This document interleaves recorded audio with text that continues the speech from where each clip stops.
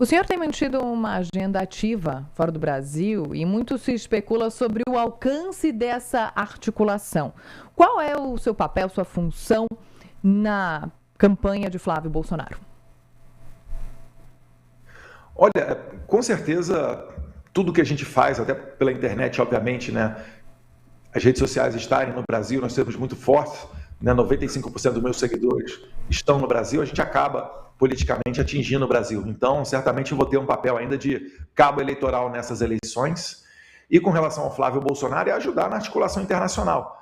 Eu tenho dito que o Flávio Bolsonaro vai ser o candidato de direita com maior apoio, né, de toda a história eleitoral da direita. Então, se você for parar para ver, você já tem sinalizações a favor do presidente da Argentina, Javier Milei, com quem a gente tem contato frequente. Nós fizemos recentemente uma visita, né, junto com o Flávio Bolsonaro, final de janeiro, início de fevereiro, para o Oriente Médio. O Flávio Bolsonaro, que é apenas um candidato, foi recebido pelos chefes de Estado de Israel e do Bahrein, algo que não é comum, porque normalmente chefe de Estado só fala com chefe de Estado. Nós só não encontramos com o presidente dos Emirados Árabes Unidos, né, o Sheikh Mohammed bin Zayed, porque ele não estava lá no país naquele momento, mas também passamos por lá, fomos muito bem recebidos. Os Estados Unidos, né, certamente estão de olho em todas as críticas que o Lula faz, o Lula buscando uma falta, tentando provocar o Trump, imaginando que um conflito público com o presidente norte-americano traria mais popularidade para o Lula nesse ano eleitoral, mas eu acho que essa estratégia não será frutífera. Então, da minha parte, a gente faz esses trabalhos.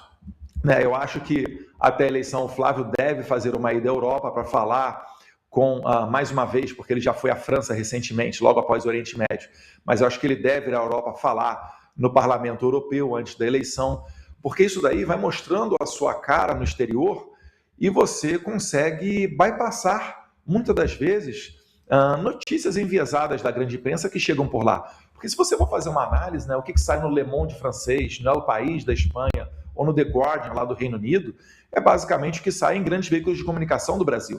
E a realidade, nós temos muita crítica. Então, quando você vai no local, olha no olho das pessoas, fala com elas, né, isso daí certamente também aumenta a sua moral internacional, e a gente está vendo que a pressão internacional, sim, ela interfere dentro da política nacional. Todo mundo está fazendo isso, inclusive o Lula, né? Não foi à toa que ele recentemente fez um giro pela Europa, foi buscando apoio, né, visando principalmente capital político para a eleição desse ano. Nessa linha, deputado, falando em articulação internacional, de alguma forma o senhor se sente responsável pelos meses de tarifaço imposto pelos Estados Unidos a setores produtivos do Brasil? O senhor aceita essa crítica da oposição? Não, negativo, porque eu nunca pedi tarifas, né? Quando veio a tarifa, ela foi uma surpresa. Nós sempre trabalhamos, né, prestando informações quando nós somos convidados a opinar, as autoridades americanas, e graças a Deus, depois de anos de relacionamento, a gente goza de muitas portas abertas, né, e muita confiança junto aos nossos aliados por aqui. Eu falo por aqui que estou falando dos Estados Unidos, né, do Texas.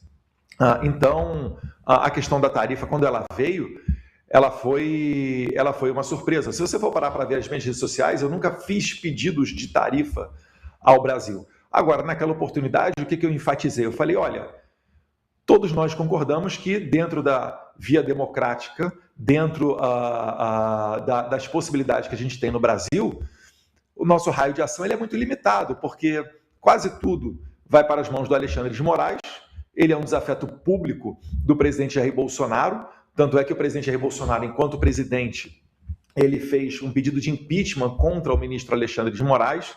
E vale lembrar também das matérias do Glenn Greenwald, que teve acesso ao WhatsApp do entorno do Alexandre de Moraes e juízes assessores dele falando, né, que o Moraes queria pegar o Eduardo Bolsonaro.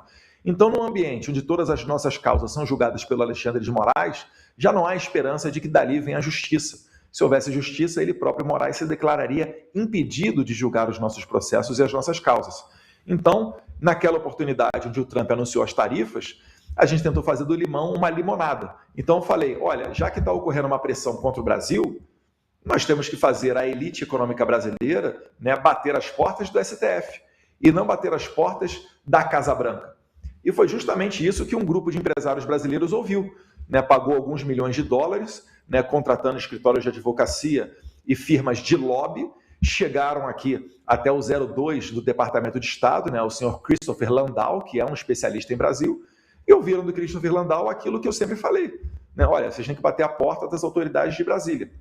Lamentavelmente, né, não houve essa pressão bem direcionada, porque também poderia ter sido tirado fruto pressionando o Congresso Nacional para aprovar a anistia, e depois, por uma mudança de conjuntura do cenário interno americano, né, o desejo do presidente Trump de reduzir a inflação nos Estados Unidos, as tarifas, né, para o bem, porque eu gostei dessa notícia, né, foram retiradas em quase sua totalidade.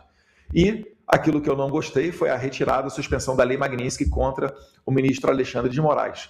Mas estou esperançoso, né, de que ela possa, em breve, né, quem sabe, vamos ver, isso não depende de mim, mas em breve retornar essas sanções, porque eu acredito que o Alexandre de Moraes segue sendo um violador de direitos humanos e os Estados Unidos jamais disse que ele deixou de ser um violador de direitos humanos, apenas o retirou da lista de sancionados da OFAC.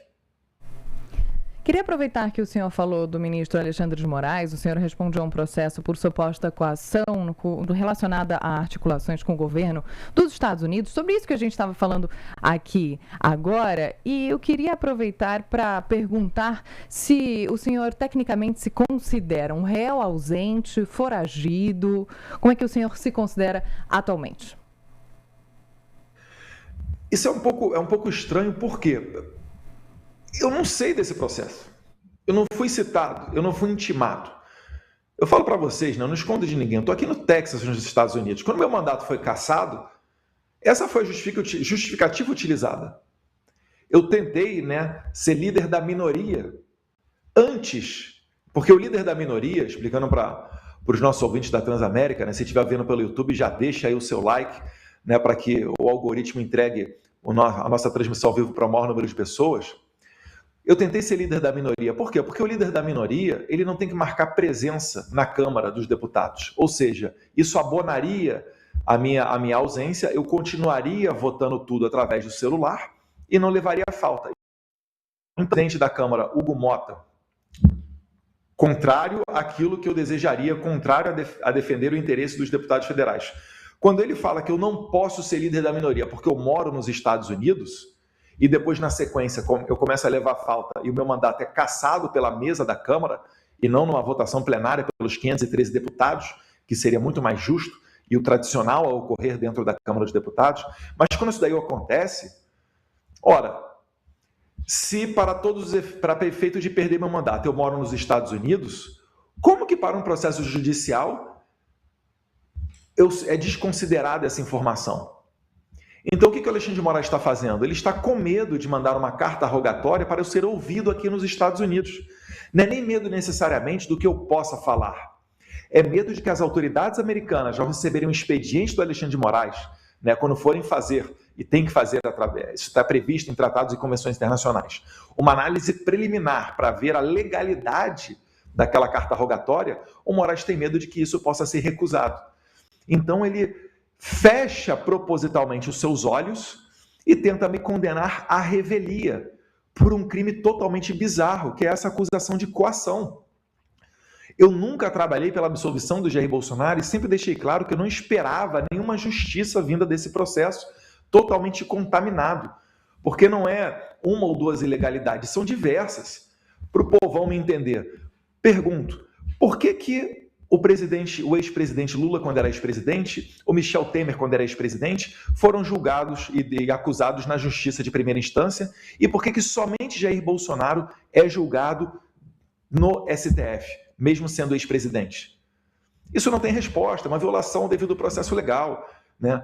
O Alexandre de Moraes fez com que a corte mudasse em 2 oportunidades a sua jurisprudência, a tradição das decisões da STF, só para atrair para si a competência de julgar e condenar o Jair Bolsonaro.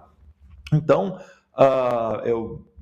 não tem como esperar a justiça vindo da Suprema Corte. Essa acusação de coação ela é totalmente esdrúxula, mas ela mira ali o quê? Ela mira me afastar do cenário político, porque se condenado por um colegiado, eu caio na lei da ficha limpa e fico inelegível para as eleições. Esse daí é o principal objetivo da Alexandre de Moraes. Já imaginaram a humilhação de eu ser candidato a senador não pisar no Brasil e talvez ser o senador mais votado da história do Brasil, certamente isso não seria um bom dia para a Suprema Corte e seria um grande recado a dar, né, contra esse sistema que está perseguindo apenas um espectro político, né? Não deveria perseguir ninguém.